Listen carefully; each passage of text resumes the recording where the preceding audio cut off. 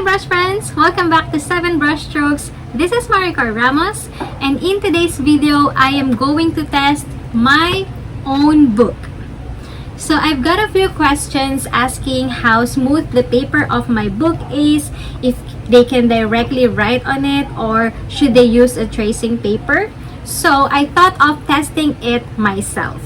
I honestly don't want to write directly in here because this is my author's copy, and as much as possible I would like this to be clean and as it is, but of course your inquiries are more important so that you will know if this book will really work for you and if this book is the one for you. I've mentioned here in how to use this book section that I want the reader to use this book as a personal project. So let me read that part.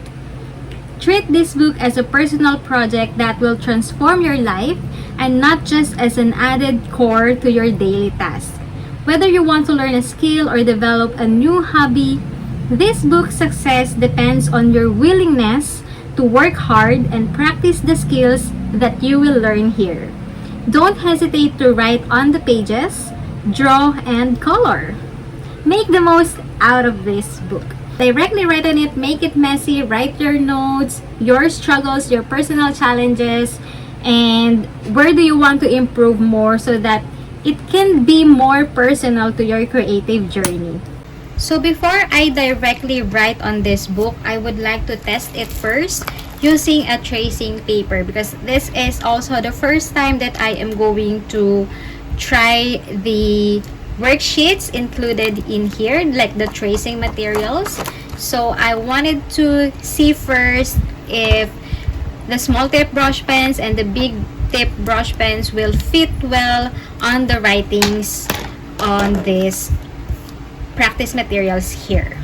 Now let's jump to the basic strokes first. First, I'm gonna use Pentel Feud Touch brush pen to trace this upstroke here. Let's see if this suits the thin stroke that this brush pen can create. Oh, well, works fine. Okay, so good. So far, so good. Now, let's see if it also works with Tombow Feud Inosuke.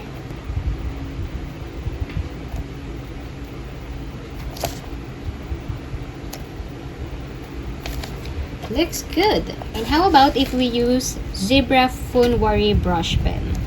So these 3 small tip brush pens are what I really recommend to start with for beginners. Okay, nice one. Now let's see the downstrokes. So I'm still using the Zebra Funwari.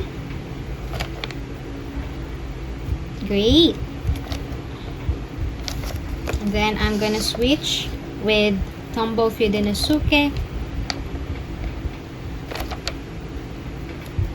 So the pressure that I applied here is thick enough to trace this part in the book. And of course, we need to test also using Pentel Feud Touch brush pen. Nice one! I'm so happy! Yay! How about if we write some words? So I'm going to use this small tip brush pen from Writech Official to trace this word here. I'm so happy that the size of this book actually fits well with small tip brush pens. So in the latter part of the book, I have here some quotes to practice where you can use large tip brush pen. So let's try this as well. If this will work using a large tip brush pen. So I have here Tombow APT. Of course, the thick downstrokes are obviously thicker because we're using large tip brush pen.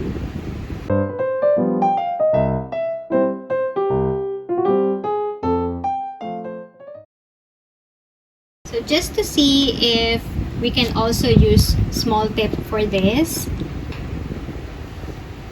I use zebra funwari here.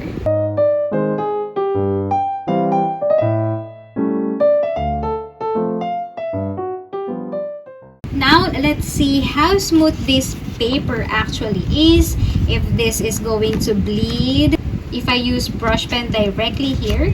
So, it's time to test that.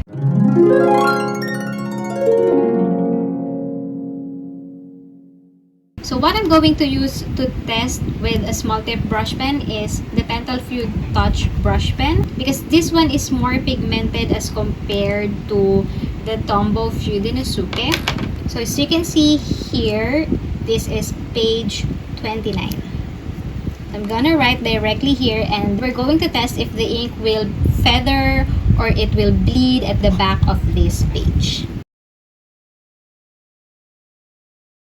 No bleeding of ink in this paper.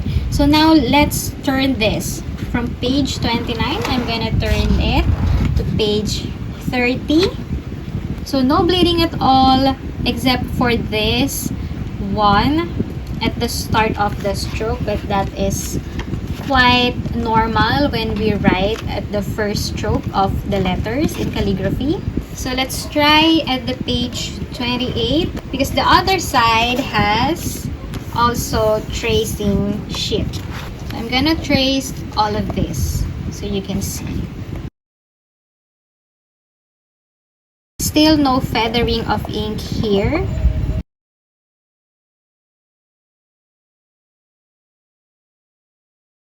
So let's see the other side of this page. We're on the page 28. Now let's turn. And yeah, so happy. There's really no bleeding, although there is a slight ghosting, but it's manageable. Because even if there is a slight ghosting here, you can still trace this with a brush pen.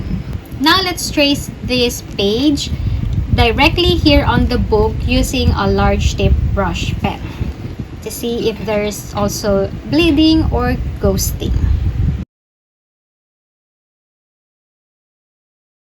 So if you can see in the video, there is no feathering of ink. I'm happy with the type of paper that they used with this book.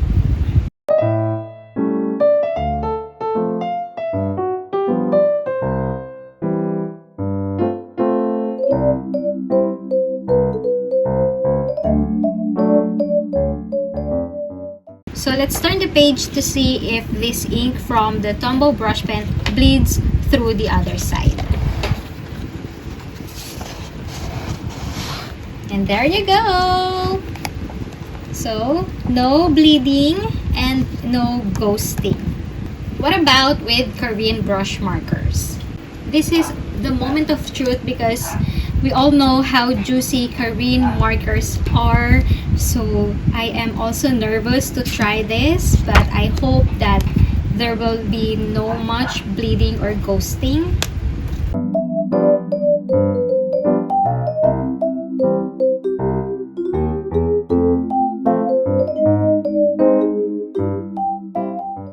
Let's flip through the page and see if the Korean brush marker, the ever juicy brush pen, bleeds on my book.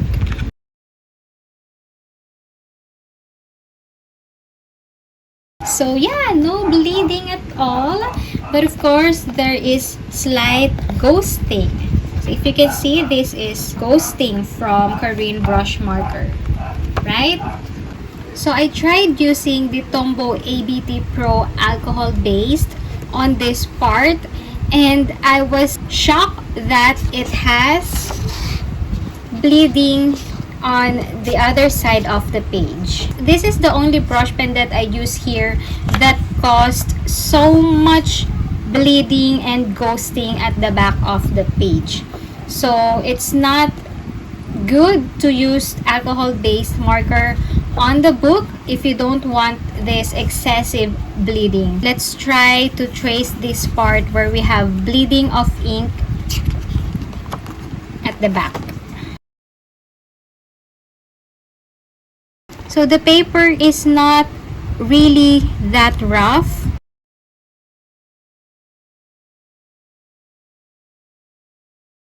Let's see if Korean brush marker bleed through the page.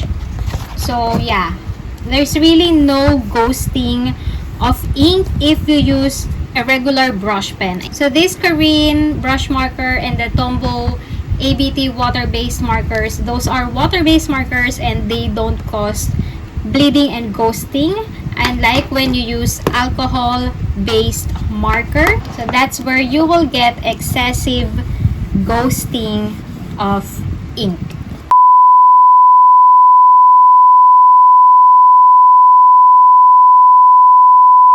So that's it guys for the testing of my book using a tracing paper and using brush pens directly on my book.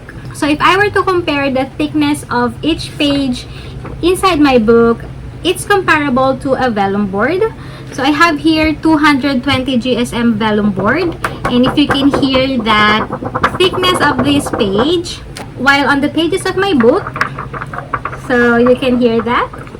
So I think this is around 100 GSM or higher, because based on the testing that we did, there is no excessive bleeding and ghosting and feathering of ink even when we use the Korean brush markers, which is really juicy. So I hope that this video answered your question whether you can write directly on the book, which I encourage you to do so that you can make this book your own. Right here, your struggles, your personal notes, where you need improvement and whatever. So again, Modern Calligraphy is still available for pre-order on Amazon, Book Depository, and it's launching soon on November 8, 2022. So I encourage you to pre-order your copy now.